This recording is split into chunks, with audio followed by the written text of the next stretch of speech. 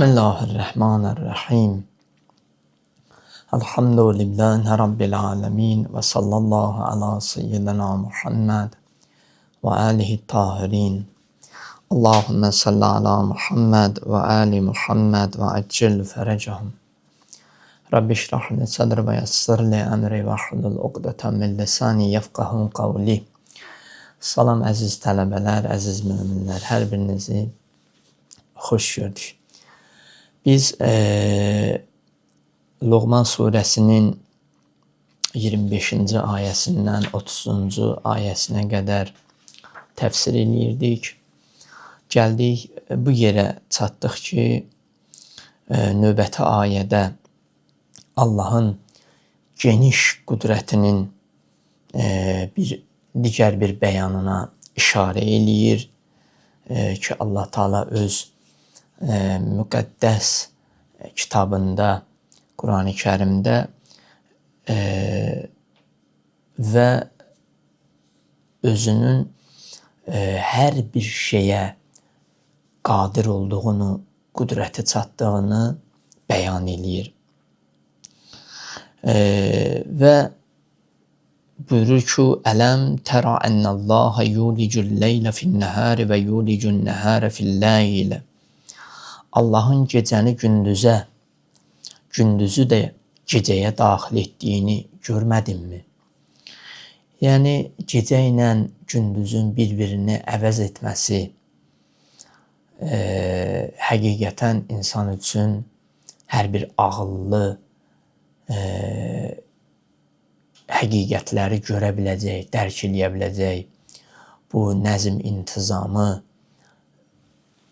anlayacaq hər bir insan üçün ibrət nişanəsidir.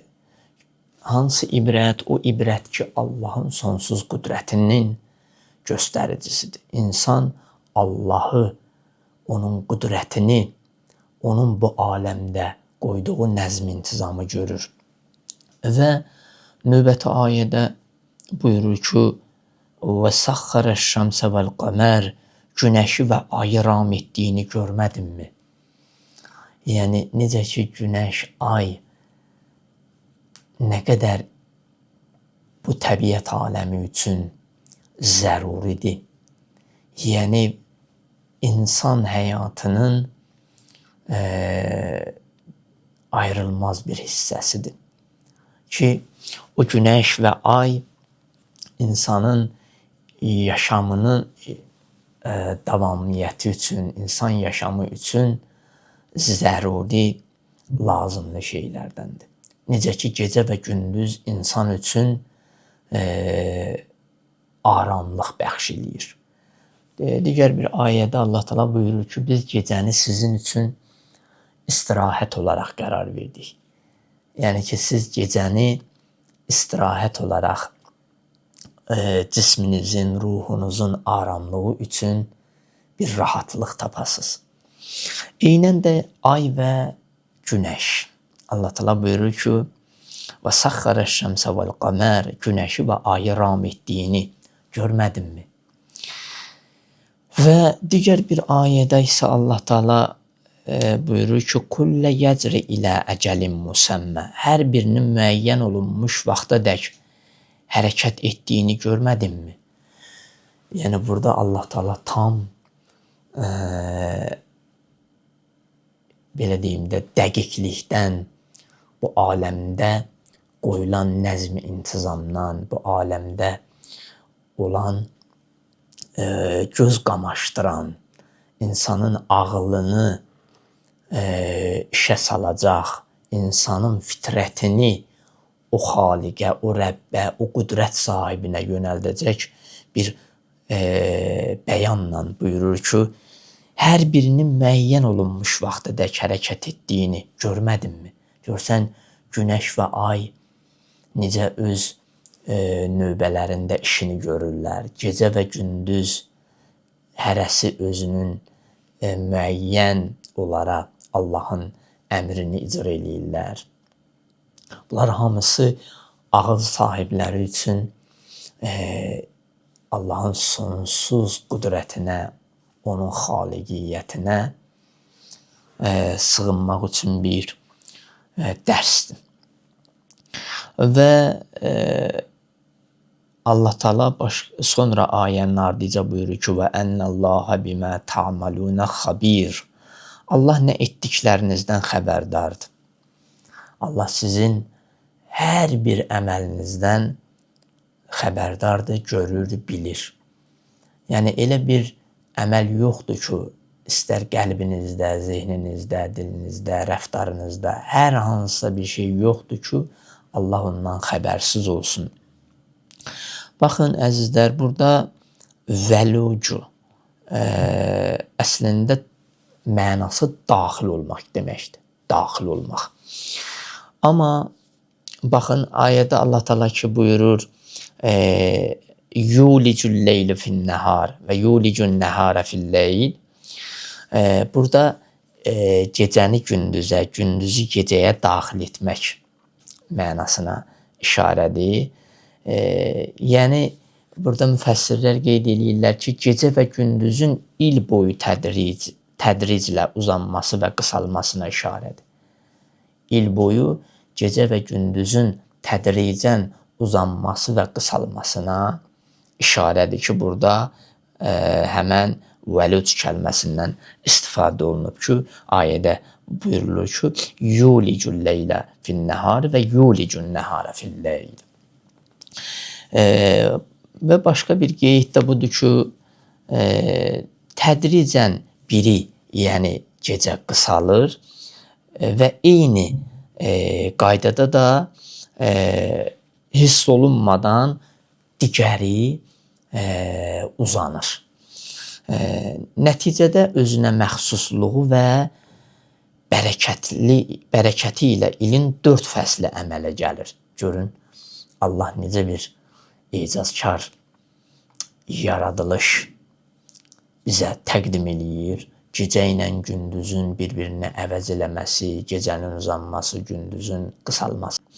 Yəni gecə və gündüzün bir-birini əvəz eləməsi, gecə və gündüzün tədricən uzanması və qısalması bunu göstərir ki, artıq Allahın bəşəriyyət üçün, insanlıq üçün müəyyən bir aramlıq, müəyyən bir gözəl yaşam qayda qanunu Allah sərgiləyir. Ki, bu gecə və gündüz, ay, günəş, bunlar hər biri sizin aramlığınız üçündür, sizin rahatçılığınız üçündür. Və yer üzündə yalnız 2 nöqtə var ki, bu tədrici dəyişmə və 4 fəsil yoxdur. Onlardan biri şimal və cənub qütbüdür ki, orada artıq il boyu 6 ay gecə, 6 ay isə gündüz olur. Digər isə incə qütbüdür. İncə qütbüdür. Orada il boyu 6 ay gecə, 6 ay gündüz olur. Digər isə incə və dəqiq ekvator xəttidir ki, bütün il boyu gecə və gündüz bərabərdir. Allahın yaratdıqları içində bu aləm çox ecazkardır və dəqiqdir. Hər bir şey çox dəqiqliklə o xaliqin qüdrət əli ilə yaradılıb. Və digər bir qeyd də budur ki, müfəssirlər buyururlar ki, yaxud da buna işarə ola bilər ki, gecənin gündüzə və gündüzün gecəyə çevrilməsi yer atmosferinin mövcud olması səbəbilə canlı varlıqları müxtəlif təhlükələrlə üz-üzə qoymasın deyə qəfil baş vermir. Yəni baxın, əgər gecə və gündüz qəfil baş versəydi, uzanma və çəkilmə olmasaydı, yəni belə deyim də, canlı varlıqlar məhv olardı. Artıq təhlükə ilə üzləşərdilər. Amma Allah Taala insanlar üçün, bu canlı təbiət aləmi üçün, canlı varlıqlar üçün elə bir nəzm, intizam yaradıb ki, gecənin gecə və gündüzün bir-birini əvəz eləməsi, çəkilməsi, azalması insanların rahatlığına xidmət eləyir. Və buyurulur ki, əksinə günəş şüası dan yeri ağarandan başlayaraq qaranlığın dərinliklərinə nüfuz edir və get-gedə nüfuzunu daha da çoxaldır ki, bütün səmanı əhatə etsin. Gündüz başa çatdıqda və gecə daxil olduqda isə bunun tam əksi baş verir. Həqiqətən insan belə bir xaliqin, belə bir qüdrətin yaratdıqlarının qarşısında öz acizliyini, öz zəifliyini dərk eləyir və o xaliqin nəyə qadir olduğunu insan anlayır, başa düşür. Və bu tədrici, nizamlı və tam dəqiq keçid Allah qüdrətinin təcəssümüdür. Bu deyilən ay, günəş bir-birini əvəz eləməsi, gecə və gündüzün bir-birini əvəz eləməsi, bunların hər biri Allahın qüdrətinin təcəssümüdür. Allahın sonsuz qüdrətinin göstəricisidir. Günəşi, ayı və digər göy cisimlərini insanlar üçün ram etmək, öncə də dediyimiz kimi insana xidmət üçün ram etməkdir. Yəni Allah bütün bu yaradılış aləmində qoyduğu nəzm, intizam hamısı insan üçündür. İnsanın rahatlığı üçündür. İnsanın aram olması üçündür. Çünki insan fitrətən nəzm, intizam, gözəllik dalıcadır. Ona meyillidir və Allah da bu aləmi yaradanda insanın fitrətinə uyğun xəlq eləyib, onun zövqünə uyğun xəlq eləyib. Hansı şeylər ki, yaradılış aləmində gözəlliklər ki var, əlbəttə Allah pis bir şey yaratmayıb. Allahın yaratdıqlarının hər biri gözəldir. Biz adını şər qoyduğumuz şeylərin özündə də nə var? Xeyir var. Amma biz onun adını şər qoyuyoruz. Ya elmimiz azdır, ya nisbi mühakimələr eləyirik. Müəyyən səbəbləri var ki, da buna giriş eləmək istəmirəm. Amma hər bir halda Allah yaratdığı hər bir şeyi insanın rahatlığı üçün xəlq eləyir. İnsanın zövqünə uyğun yaradılmış aləmdir. Yəni gecə, gündüz, ay, günəş, külək, yağış, fəsillər, hər bir şey insana xidmət eləyir. İnsanın rahatlığına, insanın Allahla daha gözəl bir münasibət qurmasına xidmət eləyir. Ki Allah bunu məhz insan üçün xəlq eləyibdir. Və baxın, burada bir ibarə ayədə işləyir. Səxxərə ləkum. Səxxərə ləkum. Buyurur ki, biz sizin üçün aram etdik. Yəni, sizin üçün rahatlıq verdik. Sizə rahatlıq olsun deyinə gecə və gündüz bir-birinə əvəz eləyir. Və yaxud da ki, ay və günəş sizə xidmət eləyir sizin aramlığınız üçün. Burada ləkum, lə ifadəsi, lam deyirikdə biz, lam ön qoşması məxsusluğu bildirmir. Məxsusluğu, onu sizin üçündür, yox. Məxsusluğu bildirmir, mənfəət ifadə edir. Xeyir. Yəni, Allah yaratdıqları hər biri sizin xeyriniz üçündür. Sizin aramlığınız üçündür. Və bu ibarədə Quranda günəş və ay, gecə və gündüz, dənizlər və çaylar, gəmilər haqqında Allah Teala işarə eləyir. Gecə, gündüz, ay, günəş, gəmilər, dəniz, bunlar hər biri sizin rahatlığınız üçündür. Yəni bu da bunu göstərir ki, insan şəxsiyyəti, insan varlığı o qədər əzəmətlidir ki, Allahın o insana bəxş etdiyi nemətlərin nə qədər sonsuz olduğunu göstərir. Yəni insan üçün bu qədər nemətlər bəxş olunur. Çünki insan bu nemətlərdən faydalanmalıdır. Yəni bu aləmdə yaradılışın hər biri insana xidmət göstərir. İnsan üçündür. Və burada bu ayədə də göstərir ki, Allahın insana bəxş etdiyi nemətlər nə qədər genişdir və sonsuzdur. Baxın, yer və göylər, bütün varlıq aləmi Allahın əmrinə boyun əyib və Allaha tabe olublar.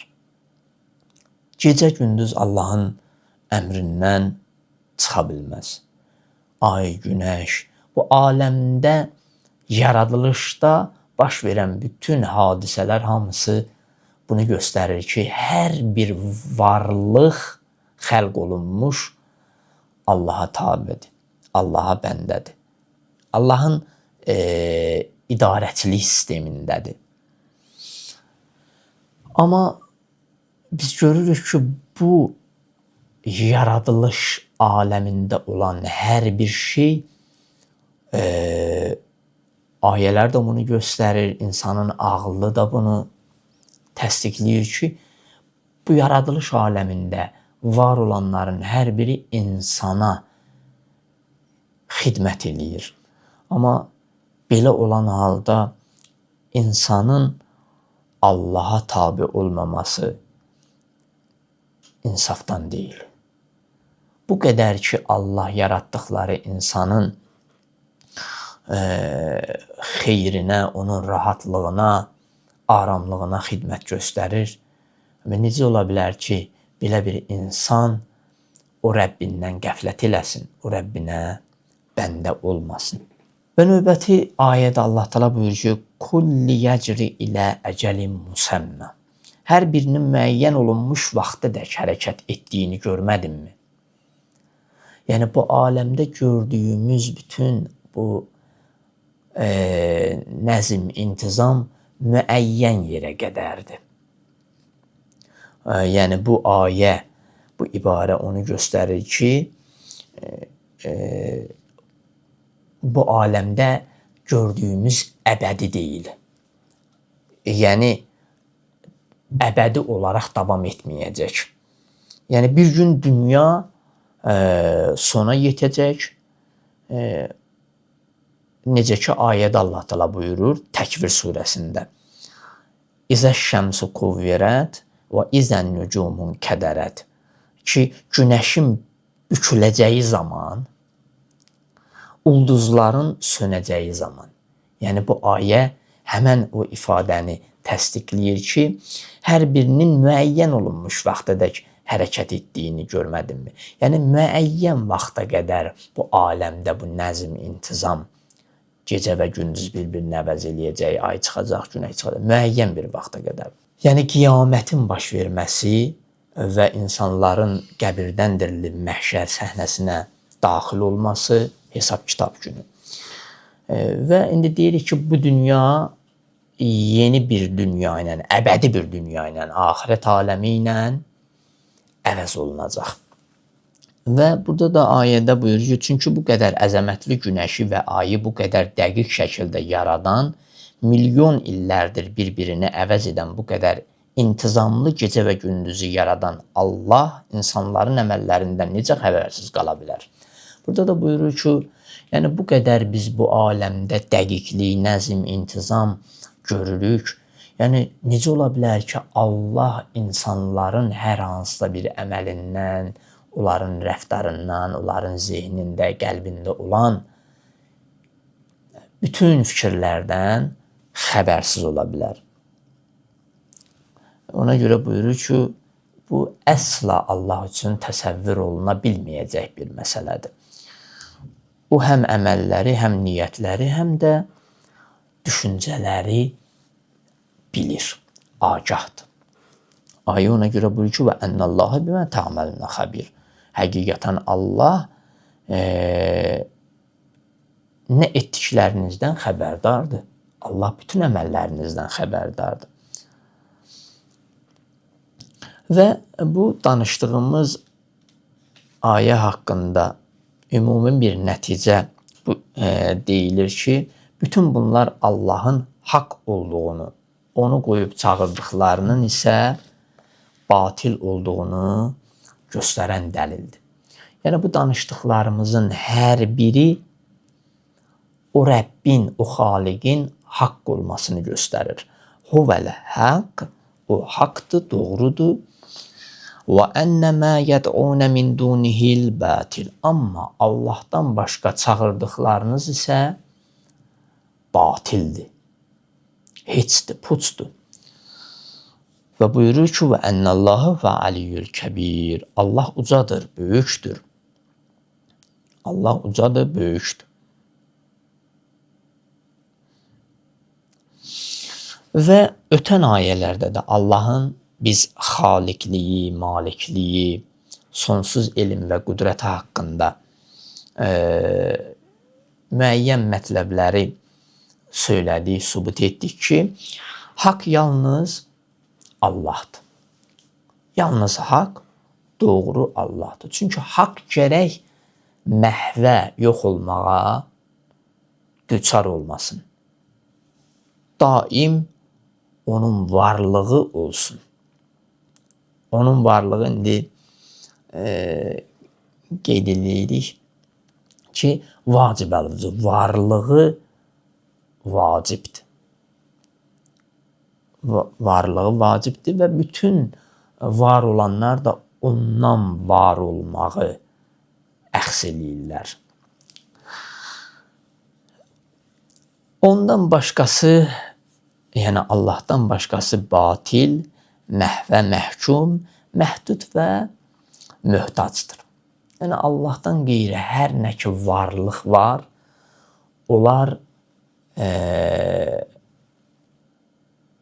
batildir, məhvə məhkumdur, məhduddur və möhtac varlıqlardır. Allaha nisbət. Hər şeydən üstün və vəsfə gəlməz mənalarını ifadə edən hansı kəlmə idi ayədə? Huvəl aliyyul kəbir. Yəni Allah ucadır və böyükdür ibarəsi. Və bu da Allahın pak zatını bildirir. Onun nə qədər əzəmətli bir varlıq olduğunu sübut eləyir ki, Allah ucadır və əzəmətli bir xaliqdir. Və şair də bildirir ki, bir beytində, bilin ki, Allahdan başqa hər şey batildir. Yox olmağa, məhvə duçardır. Hər nemət sonunda məhvə məhkumdur. Bu sözü, bu ifadəni bir fəlsəfi təbir ilə də qeyd eləmək olar ki, qısa şəkildə. Haqq həqiqi və sabit vücuda, varlığa işarədir. Yəni, haqq əgər deyiriksə, həqiqi və sabit vücuda aid olan bir məsələdir, varlığa aiddir. Yəni, vacibəl vücud deyirik biz buna. Bu dünyada zatı etibarilə var və əbədi sabit olan həqiqi vücud yalnız mütəal Allahdır, uca Rəbbimizdir. Qalan heç nəyin varlığı öz zatından, yəni nəşət tapmır. Varlığı özündən deyil, varlığı varlıq bəxş edəndəndir. Yəni o haqdandır. O vacibəl vücuddandır. Öz varlığını o haqq vücuddan almaları isə elə batilliyin özüdür. Puçluğun, məhvin özüdür. Ki, yəni sən bir gün yox idin, bir gün var oldun və bir gün də yox olacaqsan. Baxın, Allah, mütəal Allah, yəni haqq, əgər o lütf baxışını insanlardan, bu məxluqatdan, bu təbiətdən çəksə, varlıq aləmi yoxluğa yuvarlanar və məhv olarlar.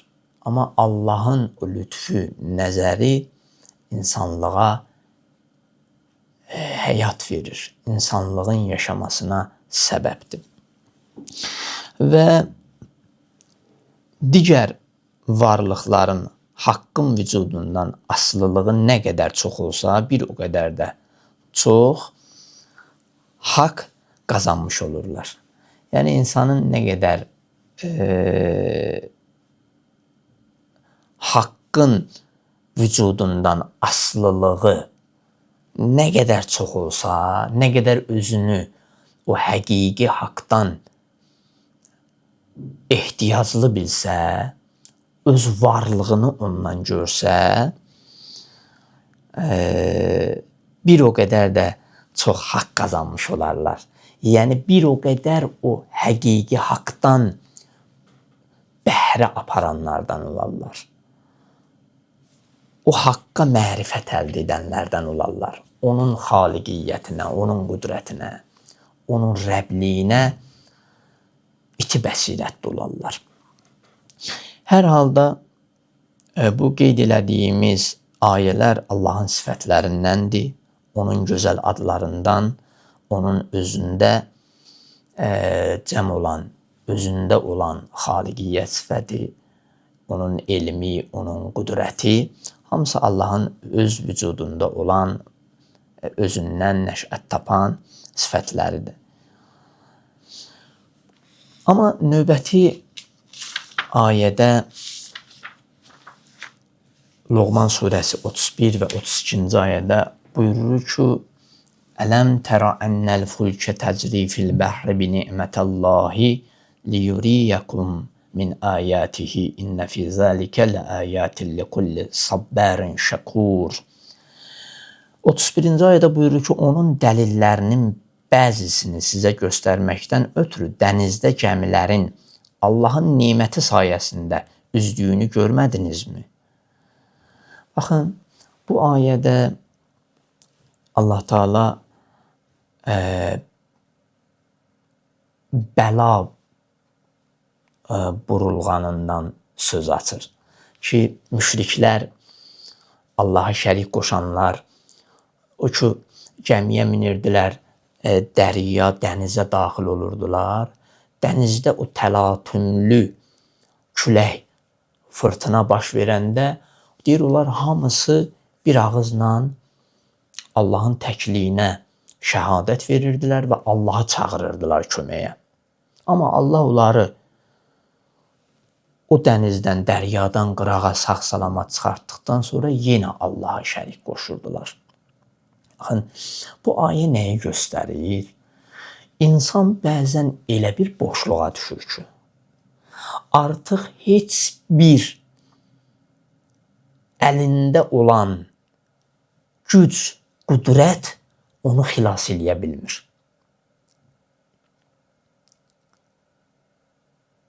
Artıq bir dənə sığınacaq yeri var. O da fitrətində, daxilində tapındığı o Rəbb, o Allah. Necə ki, Fir'un dəryada, dənizdə qərq olanda artıq o pul, o imkan, o maddiyyat, o sərvət, o qüdrət onun köməyinə çata bilmədi. Artıq orada başladı Allah'a çağırmağa. Yəni o fitrətindəki səsi eşidə bildi. Artıq daxilindəki o Rəbbə tapındı. Bu ayədə açıq-aşkar onu göstərir ki, insan həyatında ola bilər ki, bəzən pul, imkan, vəzifə insanı məst eləsin. İnsanı insanlıq məcrasından çıxarsın, əssin, təhqir eləsin, kiçilsin. Niyə? Çünki o pulla, o vəzifə ilə özünü qüdrətli görür. Amma o qüdrət, o vəzifə, o imkan onun dadına köməyinə çata bilməyəndə, o boşluğa düşəndə o tapındığı, sığındığı yer Allah olur. Və bu ayədə və növbəti ayəni də mən oxuyum, 32-ci ayəni. Və izə qəşiyəhum mavcun kəzzuləli də'avullahə muxlisinə ləhuddin fələmmə necəhum iləl bərri fəminhum muqtasidun və mə yechhadu bi ayatina illə kullu hattarin kafur. Və növbəti ayədə buyurur ki, dənizə səfər edərkən bir dalğa buludlar kimi başlarının üstünü aldığında Allahı ixlasla çağırarlar. Çağırarlar yox, ixlasla. Yəni Allahdan başqa heç nə görməzlər. Çağırdıqları yalnız Allah olar. İxlasla. Ancaq quruya çıxarıb xilas etdiyində Allah onları aralarından bəziləri orta yol tutar. Bizim ayələrimizi yalnız nankor, xəyanətkarlar inkar edər. Yəni bizi Allahı, o Rəbbi, onun lütfünü, onun inayətini yalnız və yalnız nankor insanlar unudar. Baxın, ayədə buyurur ki, ələm tərə ennəl fulkə təcri fil bəhri bineymətilləh. Dənizdə gəmilərin Allahın neməti sayəsində üzdüyünü görmədinizmi? Yəni, o dəryada gəmilərin üzməsi, hərəkət etməsi Allahın qüdrət nişanələrindəndir. Allah təala deyir, nə üçün buna baxıb ibrət almırsınız? Mənim qüdrətimi dərk eləmirsiniz. Və buyurur ki, liyuriyakum min ayatihi. Onun dəlillərinin bəzisini sizə göstərməkdən ötürü. Yəni Allah öz əzəmətli elmini, qüdrətini, xaliqiyyətini, öz nişanələrini sizə göstərir. Quruda və suda, yerdə və göydə. Hər öz vücudunuzda Allahın nişanələridir. Və buyurur ki, İnnə fi zəlikə ləayətin likulli səbbərin şəkur. Bunlarda Allah ki, bu qədər dəryadan danışır, gəmilərdən danışır, gəmilərin dəryada üzməsindən. Bu qədər ki, Allah bu məsələləri danışır və Allah sonra buyurur ki, şübhəsiz bunlarda səbirli olanlar və şükür edənlər üçün nişanələr var, ibrətlər var, dərslər var.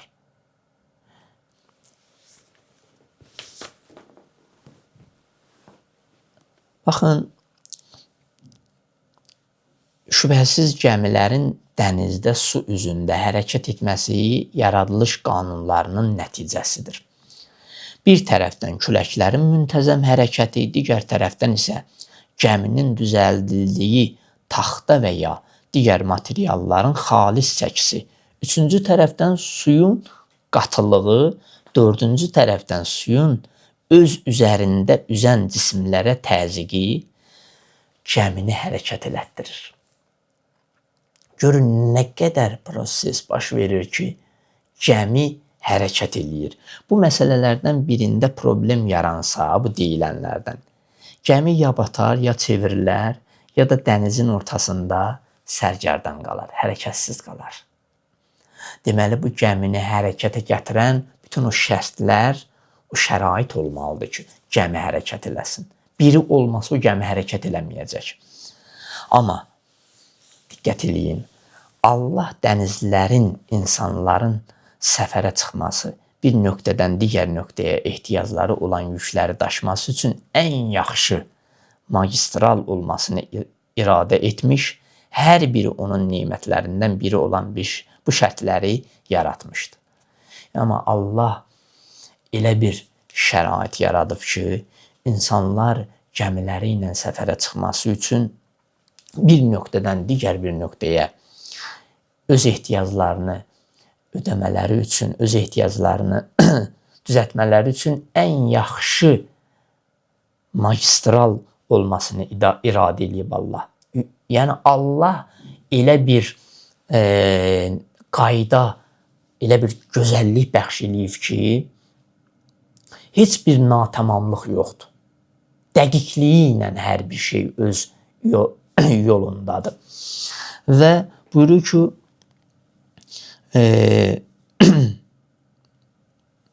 okeanların üzərində Allahın qüdrətinin, əzəməti və insanın onun qarşısında kiçikliyi o qədərdir ki, keçmişdə gəmilərin hərəkəti üçün yalnız küləyin gücündən istifadə olunurdu.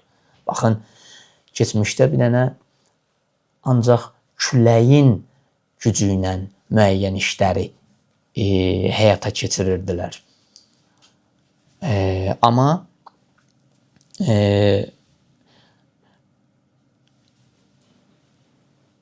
qeyd eləyir ki, əgər bütün dünya xalqları toplanıb dənizin ortasında bir gəmini qüvvətli bir küləyin istiqamətinin əksinə hərəkət etdirmək istəsəydilər, buna gücləri yetməzdi. Bugün isə küləyi böyük mühərriklər əvəz edir də. Amma yenə də hərdən tufan o qədər güclü olur ki, nəhəng gəmilərin yerini dəyişir, bəzən onları sıradan çıxarır. Və ayədə ki, Allah Teala buyurur, Sabbərin şəkur, səbbar və şəkur. Baxın, səbbar çox səbir edənə deyilir. Ki, ayədə oxuduq, səbbar çox səbirli olan insana deyilir. Çox səbirli olan insana səbbar deyilir. Şəkur isə çox şükür edən insana deyilir. Yəni, bütün nemətlərin müqabilində Allaha çox şükür edir. Və Allah Teala niyə bu iki sifətin üzərində dayanır? Səbir və şükür sifəti. Niyə Allah məhz bu iki səbir və şükür sifətinin üzərində dayanır? Buna görədir ki, Allahın bu iki sifətin üzərində dayanması. Dünya həyatı bəla və nimətlərdən ibarətdir. Yəni, biz bu dünyada yaşayırıqsa, bizə bəla da nazil ola bilər, nimət də nazil ola bilər. Yəni, hər ikisində ayıq-sayıq olmalıyıq. Bizə bəla nazil olanda, imtihan olunanda səbirli özümüzü Allaha təqdim eləyək. Səbirli görsənək. Səbbar, səbr edən bəndə olaq. Amma o ki, Allah bizə nimət verir, nimətləri bizə yağdırır, bu nimətlərin müqabilində şükür edən bəndə olaq. Həmən şəkur bəndə. Yəni, şükür edən olaq, Allahın nimətlərinin müqabilində şükür edən bəndə olaq. Və nemət və imtihan, bəla, hər ikisi imtihan vasitəsidir. Əgər insana nemət verilirsə, yenə imtihandadır.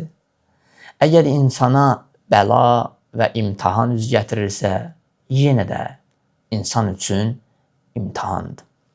İnsanın mənəvi kimliyinin, ruhiyyəsinin böyəlməsi üçün.